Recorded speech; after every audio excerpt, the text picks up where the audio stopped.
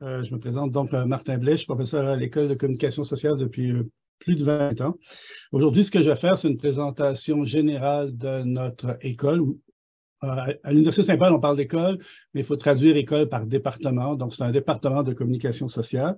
La première chose à savoir sur le programme les programmes de communication sociale à l'Université Saint-Paul, c'est que c'est des programmes généralistes. C'est des programmes de premier cycle donnés dans les deux langues. C'est un programme généraliste.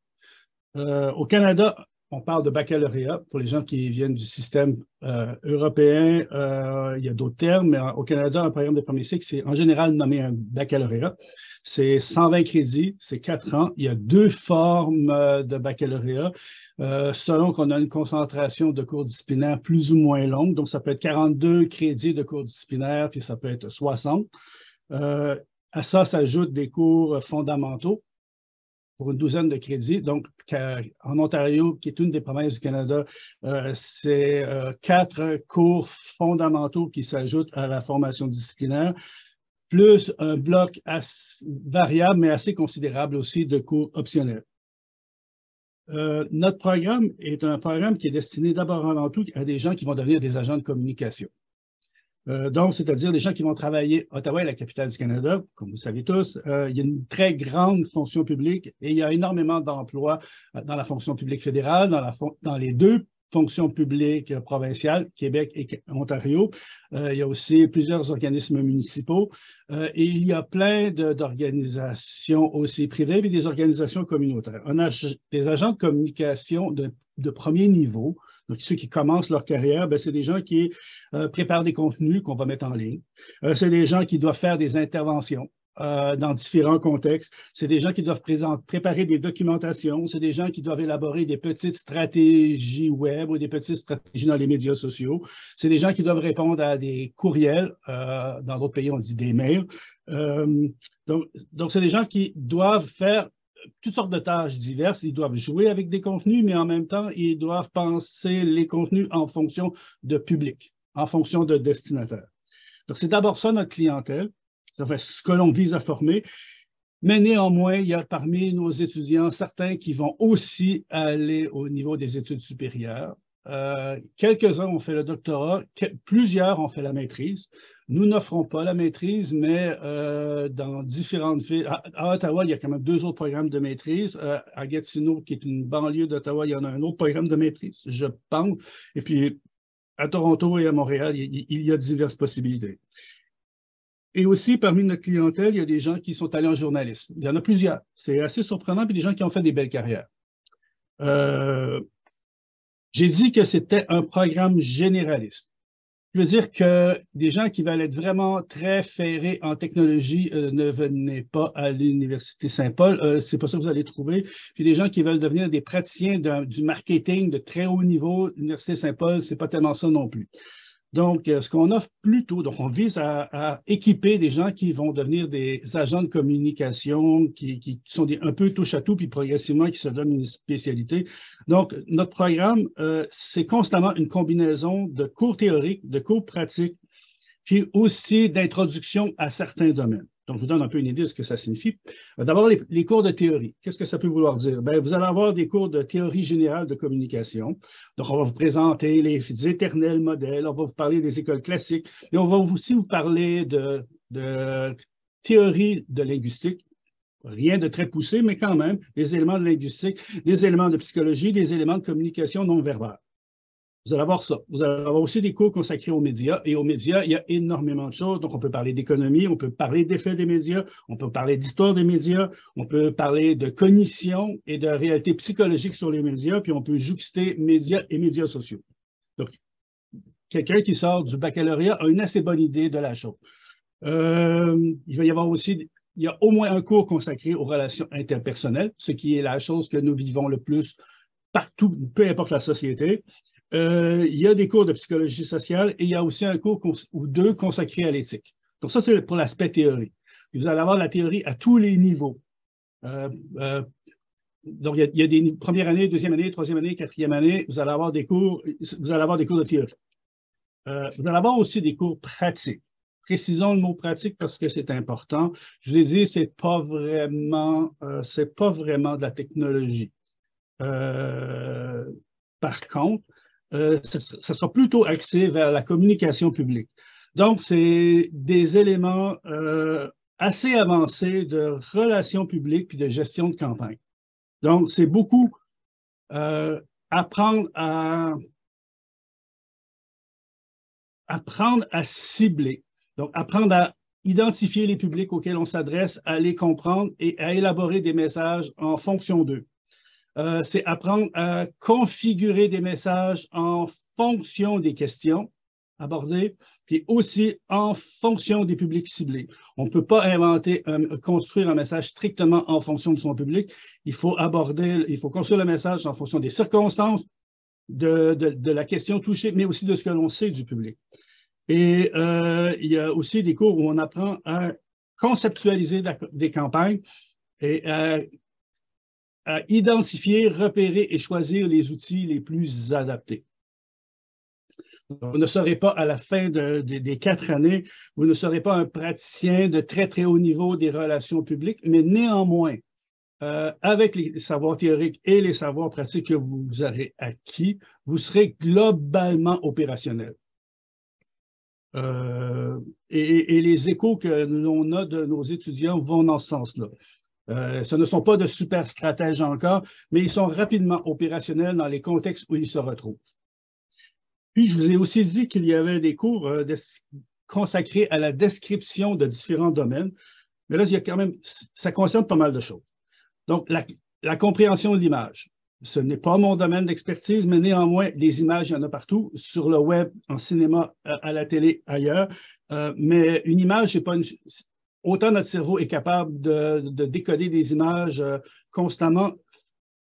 La compréhension des mécanismes qui font que notre cerveau repère bien des images, les comprend bien, ça demande une certaine réflexion, il y a une certaine expertise, et apprendre à construire des images cohérentes et adéquates, ça demande aussi une certaine expertise. Donc, il y a un cours consacré à l'image, il y a des cours consacrés aux médias sociaux, il y a aussi des cours, ça c'est plus mon domaine à moi, il y a des cours consacrés à l'argumentation. L'argumentation, c'est une de nos pratiques les plus communes de communication. Néanmoins, ce n'est pas parce que c'est la chose la plus commune et qu'on se sent tous un peu très compétents que néanmoins on soit efficace dans des contextes qui sont un peu différents de ce à quoi on est habitué. Donc, il y a quand même beaucoup de choses à comprendre dans les mécanismes de construction et de réception d'un argumentaire. Donc, il y a un cours qui est consacré là-dessus. Il y a un cours qui est consacré aux questions environnementales. Il y a un cours qui est consacré aux questions d'esthétique. Il y a un cours qui est consacré à la communication contemporaine et à la religion. Donc, il y a toute une série de domaines. Bientôt, on va renouveler notre programme. Donc, il est possible que de nouvelles questions soient abordées et que certaines soient délaissées. Donc, des cours de théorie, des cours de pratique, puis de description d'un certain nombre de domaines et de questions. Vous aurez remarqué que notre école se nomme communication sociale. Donc, il faut savoir que dans notre programme ou dans nos programmes, donc quand je dis nos programmes, ça veut dire qu'il y a 2 types de baccalauréat, il y a une mineure, il y a un certificat, puis il y a aussi une majeure. Une mineure, on n'a pas parlé de majeure. Vous avez remarqué qu'il y a toujours le mot communication sociale. Ça veut dire que dans pratiquement tous les cours, il y a une dimension prise en compte de la réalité sociale, qu'elle soit micro ou macro. Dans à peu près tous les cours, il y a une dimension sociale et au surplus, il y a des cours qui sont strictement consacrés à l'étude de la réalité sociale.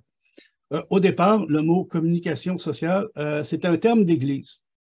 Dans les années 40-50, d'Église catholique. Pour l'Église catholique, communication sociale, ça signifiait, ça désignait soit des unités proches des épiscopats, soit des instituts de réflexion sur les médias de masse, mais ça avait une dimension, l'Église qui apprend à transiger avec la réalité nouvelle des médias sociaux, des médias. Cette connotation n'existe plus dans notre département, mais la dimension sociale, prise en compte du social, est demeurée.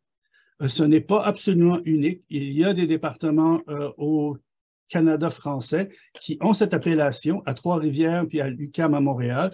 J'ai vu la même chose en Belgique et je crois qu'il y a des universités africaines, une au Burundi, qui utilisent la même appellation. Donc, l'appellation communication sociale n'a plus de dimension religieuse, mais ça repose sur la conviction que la communication n'advient jamais dans le vide. Ça peut être soit dans des contextes micro, soit dans des contextes macro, mais ça vient toujours dans des contextes. Et dans tous les contextes, il y a des acteurs et il y a des considérations sociales, il y a des considérations culturelles. Donc, il faut apprendre à les identifier, puis il faut apprendre à les comprendre. Et puis, c'est assez cohérent par rapport aussi au type de clientèle que l'on cible prioritairement. Les agents de communication doivent toujours intervenir dans des contextes spécifiques. Et ils doivent toujours travailler avec des contenus destinés à des destinataires précis. Donc, il est important qu'ils aient des capacités à comprendre le contenu, à comprendre le contexte duquel provient le contenu et le contexte dans lequel se trouvent les destinataires. Donc, il y a une réelle cohérence là-dessus. À cet égard. Donc, il y a des cours qui sont consacrés et à la communication, mais fortement à la compréhension de disciplines de sciences sociales. Comme les deux qui me viennent à l'esprit, il y a un cours d'anthropologie. Selon les professeurs, des fois, c'est de l'anthropologie dure combinée avec de la communication. Dans d'autres cas, c'est plutôt de l'anthropologie de la réalité du numérique. Selon le professeur, ça peut varier. Et puis, pour chaque cohorte aussi, il y a un cours de psychologie sociale. La psychologie sociale est une des disciplines qui a le plus réfléchi dans le monde actuel sur les réalités de communication. Donc, c'est un cours de psychologie sociale qui est assez poussé. Au surplus, il y a aussi des cours qui sont consacrés à la compréhension de phénomènes sociaux contemporains. Puis je vous en mentionne deux. Il y a un cours qui est consacré à la pratique des débats. Il y a un cours qui est consacré à l'analyse d'enjeux. C'est un des cours les plus costauds, mais c'est un des cours les plus utiles, je crois. Donc, je vais m'arrêter 2 secondes, puis je vais reviser l'offre de cours pour qu'on voit une bonne idée de comment ça se présente concrètement.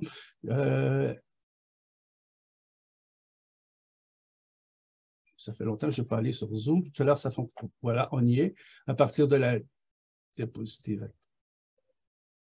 OK, donc, je vous ai dit que nous avions 2 baccalauréats. J'en choisis un. C'est la même logique interne, la même logique de construction dans l'autre baccalauréat. Et puis la même logique se retrouve aussi dans le certificat, même si le nombre de crédits dans un certificat est beaucoup plus limité. Donc, je vous avais dit qu'il y avait il y avait un bloc de cours fondamentaux. C'est une obligation du gouvernement de l'Ontario pour tous les programmes de premier cycle. Dans tous les programmes de premier cycle, ou à peu près, vous aurez ces cours-là. Vous aurez des cours de formation fondamentale. À l'Université Saint-Paul, ça se décline comme ceci. Il y a un cours sur les humanités, il y a un cours intitulé Personnes, justice et écologie. Il y a un cours assez exigeant qui s'appelle Analyse critique, lecture et écriture de travaux universitaires. Puis il y a aussi, spécificité de l'Université Saint-Paul, un cours consacré au premier peuple du Canada. Entrons maintenant dans la formation fondamentale en communication sociale. Donc, dans les 2 baccalauréats, vous aurez un bloc de cours obligatoire. Le nombre de crédits est différent selon qu'on a une spécialisation plus approfondie ou non. Mais vous voyez quand même dans la liste des cours obligatoires cette combinaison de cours théoriques, de cours pratiques et de cours consacrés à des questions spéciales. Et vous allez voir que la dimension sociale est toujours assez proche. Donc, initiation au niveau média, méthode de recherche en communication, communication et organisation, médias et éthique, introduction à la communication, plan de communication, théorie de la communication médiatisée, psychologie de la communication de masse, c'est psychologie sociale, théorie de la communication sociale, introduction aux relations publiques, argumentation et communication persuasive et analyse d'enjeux. Ça, c'est le bloc de cours obligatoire pour le baccalauréat spécialisé. Si vous regardez les codes de cours au début, ISC, ça veut dire les cours donnés par l'École de communication sociale. Si vous regardez le premier chiffre, vous avez 1, 2, 3 ou 4. Le premier chiffre désigne le niveau. Donc, vous avez des blocs de cours 1000, des blocs de cours code 2000, des cours code 3000 et 4000. Ce qui les distingue, c'est le niveau d'approfondissement.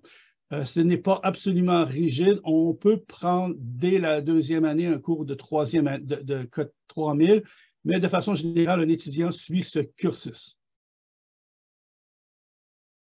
Puis, mais si vous êtes, tous ces cours sont vraiment obligatoires.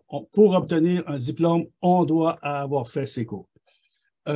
Puis, vous avez des cours optionnels. Dans ce type de bac, vous en avez 24. Donc, vous avez 9 crédits de code 2000. Donc, ça, c'est les cours d'introduction. Journalisme électronique, presse, communication interpersonnelle, conception de la société, puis questions spéciales en communication. Ça varie d'année en année. C'est un sujet choisi par un prof. Et outils de la communication stratégique. Puis vous avez des cours, 9 crédits à choisir, donc vous avez un choix de cours parmi un ensemble. Vous devez en prendre 3. Un cours, c'est 3 crédits. Vous avez marketing des causes sociales, médias et débats de société, déontologie de la communication, conception d'émissions, photographie, analyse de contenu, questions spéciales, stages, connaissance des médias et pratiques contemporaines du journalisme. Puis vous avez 6 crédits de cours 4000, c'est des cours plus exigeants, c'est des cours de 4e année, des cours terminaux, communication sociale et médias sociaux, interaction entre médias et religion, communication pour le développement durable, communication et anthropologie, plus 2 cours de stage. De stage et recherche dirigée. Pour sortir de là, c'est stop share. Ici.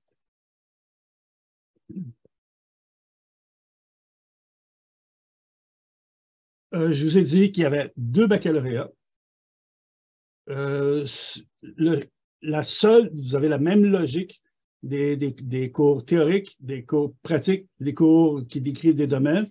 La concentration de cours disciplinaires varie. 42 crédits ou 60. Vous avez aussi un certificat. Le certificat, c'est l'équivalent d'une année. Donc, c'est 30 crédits, 10 cours. Vous avez encore une fois la même combinaison de cours théoriques, pratiques et de description d'un certain domaine. Par contre, la quantité de cours au choix est très restreinte. Le bloc de cours obligatoire est très rigide. Un certificat, ça sert à 2 choses. D'une part, ça permet... Non, ça sert à 3 choses, en fait. Il y a des fois des gens, pour des raisons professionnelles, qui ont besoin d'un diplôme supplémentaire, mais qui ne veulent pas faire un investissement lourd. Donc, ils peuvent prendre un certificat. Les universités donnent ça de façon très courante. Une deuxième possibilité, c'est on pense qu'on a un certain intérêt pour une question, puis on veut vraiment se donner un premier aperçu. Donc, on prend un certificat et on peut quitter si le domaine ne nous intéresse pas. Mais si le domaine nous intéresse, on peut aisément transformer le certificat en un baccalauréat plus ou moins concentré. Tous les cours sont transférables ou à peu près. Et aussi, il y a des fois des gens qui se disent « Ah, tel domaine n'est pas pour moi, mais vu que j'ai déjà fait 8 cours dans le domaine, ça serait bien que j'ai un diplôme. » Mais le certificat, ça permet aussi à des gens, avec un investissement assez limité, d'obtenir un diplôme à partir des cours qu'ils ont suivis, s'ils veulent quitter pour aller sur le monde du travail, dans le marché du travail, ou bien pour changer de domaine. Quelques autres remarques. On sort d'une pandémie. L'année dernière, il y avait beaucoup de cours qui se donnaient, les 2 dernières années, beaucoup de cours se donnaient strictement en ligne. Cette année, on pourrait dire qu'en communication sociale, 8 cours sur 10 se donnent en présentiel. Le ratio va être évalué dans les semaines à venir. Je dirais que 7 cours sur 10 seront donnés en présentiel. Mais on va augmenter la quantité de cours donnés en ligne. Les cours donnés en ligne, presque toujours, sont des cours synchrones et non pas des cours asynchrones. Ce ne sont pas des cours mis en boîte.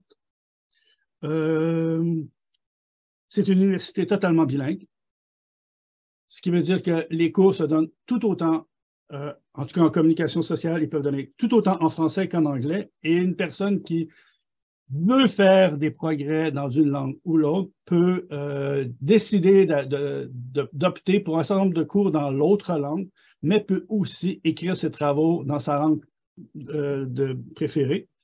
Ceux qui veulent pousser plus loin du côté de la technologie ou plus loin du côté du journalisme peuvent aussi profiter d'un type d'entente que l'Université Saint-Paul, ce n'est pas la seule université en Ontario qui a ça, mais quand même, profiter d'une entente avec des collèges.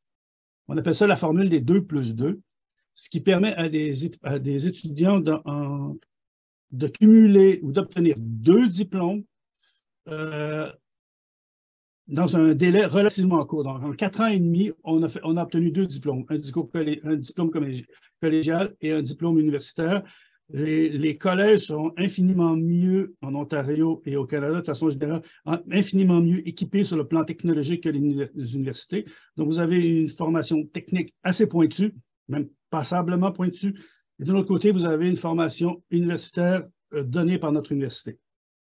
Une des caractéristiques de l'école de communication sociale, c'est que c'est une toute petite école. Donc, il y a une petite équipe, 4 professeurs, un effectif étudiant d'environ entre 80 et 100. La taille des cours, c'est 20 environ. C'est jamais moins que 12, mais ça peut monter jusqu'à 25. Mais on prédit que le ratio de cours, c'est 18 étudiants, 20 étudiants de façon générale, tant en français qu'en anglais, ce qui est un inconvénient et un avantage. Les étudiants qui ont besoin de se retrouver dans un environnement énorme avec beaucoup d'étudiants, un rythme très soutenu, l'Université Saint-Paul, ce n'est pas pour eux. Par contre, il y a des étudiants qui aiment les environnements plus limités, il y a pour des raisons psychologiques, mais d'autres aussi, il y a des gens qui aiment vraiment être poussés, qui aiment vraiment être stimulés et qui aiment vraiment avoir des relations assez intenses avec les profs.